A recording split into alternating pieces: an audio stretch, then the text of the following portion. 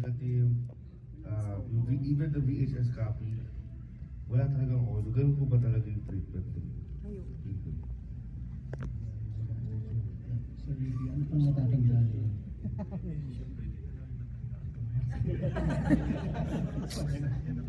Hindi na namin matandaan kung may audio doon o wala. In fact, nang nanonood ako, although ang dami naming naging projects with Lino, at kabisado ko na halos sa mga pelikula niya, na-amaze pa rin ako. Yung lovemaking ni Philip at ni Ami, parang ngayon ko lang siya napapanood that way. Pero hindi ko matandaan ko rin. Pero iba rin yun yung dating, di ba? Kayo kamusta? Habang kakabaan ng eksenang yun, parang bawal mag-ingay. Diba? Baka may ibang ingay kang magawa. Okay, so ikaw, Butch, kamusta naman yung pagpili natin sa opening film na to?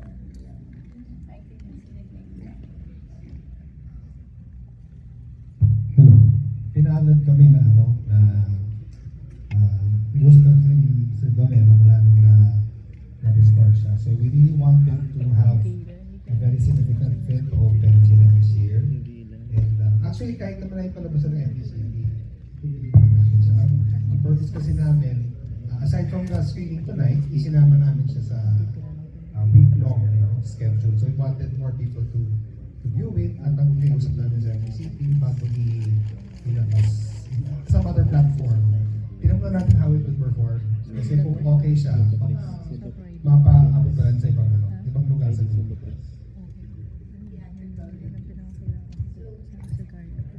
Kasama natin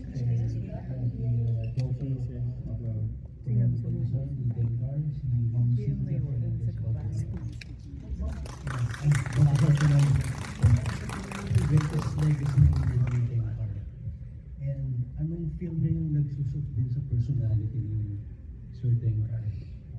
Actually, halos lahat ng pelikulang ginawa ng dad ko, kasama si Direk Lino, ay para sa tao, para sa bayan. I-stress nila yung values na kaya magpas hanggang ngayon, nung pinanood natin, parang nakikita natin na hindi ito lumilipas. Lahat parang natural, lahat kasi galing sa puso. Best friends silang dalawa. Natatandaan ko nung nag-aaral pa ako, dinadala ko sa apartment ni Direk Lino sa Scout. Scout Albana. Nag-aaral pa ako nun. Ang papa ko kasi napakatahimik na tao. Let's talk yan eh. Pero pag silang dalawa ang nag-usap, nandun ako sa sulok, nagagawa ng assignment. Pag silang dalawa ang nag-usap, grabe, may sound, may action, may ganyan. So they're very passionate in what they do. Kaya yung values naman na naituro sa amin ay ipasa sa aking mga kapatid. Na ngayon kasi si kapatid ko, si Jim Baltazar, siya ngayon yung nasa pelikula. Yung pagiging true sa tao, sa ginagawa mo, yung kasabihan na luma na honesty is still the best policy, dignidad bago pera, kapwa-tao muna, lalabas yung galing mo, umabuti ka sa tao. Yun, and I think yun yung laging inaano nila ni Direk Lino eh. Pagkatao. Yes, yun, isa yun.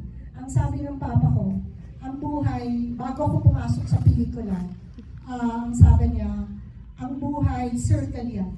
Hindi yan humihinto. Kikita ka, magbigay ka. Kikita ka, magbibigay ka. Pag huminto na yan sa panahon na hindi ka na nagbibigay, hindi ka nakikita. Yan lagi ang sinasabi ng dad ko. Kaya yung kapatid ko, ganun. Ganun lang.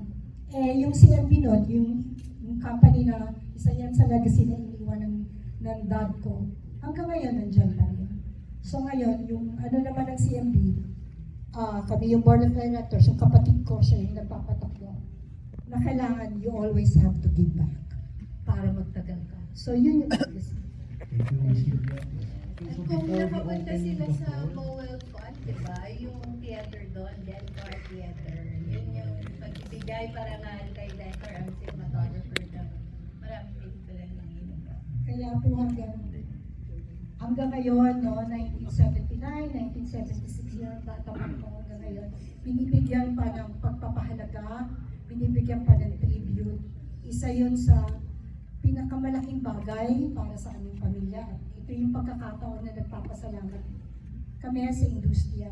Lahat na nakasama ng father ko, na nakasama ko rin, si Greg Joel Lamangan.